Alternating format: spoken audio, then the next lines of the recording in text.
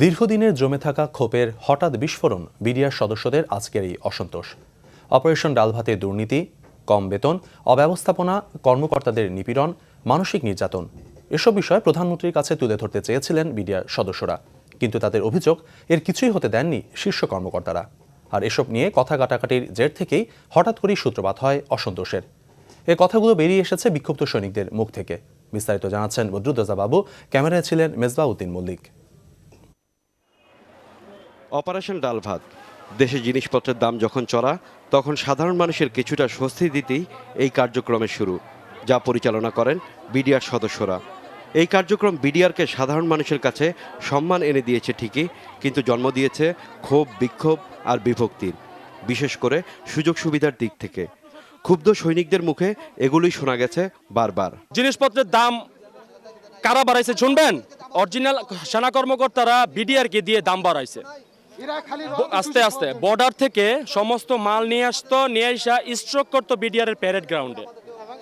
Stroke করে সেই মালগুলি দেশবাসী মাধ্যমে অনেক দিন পর সাপ্লাই করতো, যার কারণে অনেক দাম বেড়ে যেত জিনিসগুলির। যত ডাল ভাতের টাকা আছে সব মেরে খেয়ে ফেলেছে। ডাল ভাতের নামে তারা কোটি কোটি টাকা হাতিয়ে নিয়ে গেছে, কোটি টাকা হাতিয়ে নিয়ে গেছে ডাল ভাতের নামে।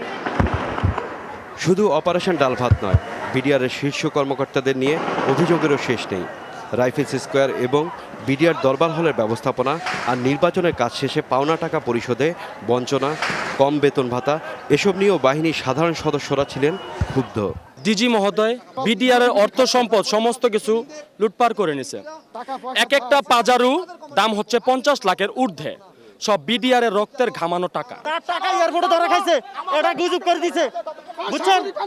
তার কোটি টাকা। আমাদের পারমানেন্ট করতে গেলে আমাদের বিভিন্ন ধরনের কথা বলে মাতৃ আসে, কটা আটকাইতে হয়।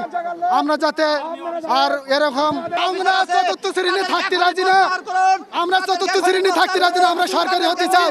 এই নির্বাচনের বিলও আমরা বিডিআর পাই নাই, সব মেরে খেয়ে ফেলেছে। জমে থাকা এই ক্ষোভের কথাগুলো মঙ্গলবার বিডিআরের শতবর্ষ উদযাপন অনুষ্ঠানে প্রধানমন্ত্রীর কাছে তুলে ধরতে চেয়েছিলেন সৈনিকরা। কর্মকর্তাদের সাথে বিরোধের শুরু মূলত ওখান থেকেই, যার পরিপ্রেক্ষিতে সকালে বিডিআর সদর দপ্তরে দরবার হলে এই ঘটনার জন্ম হয়।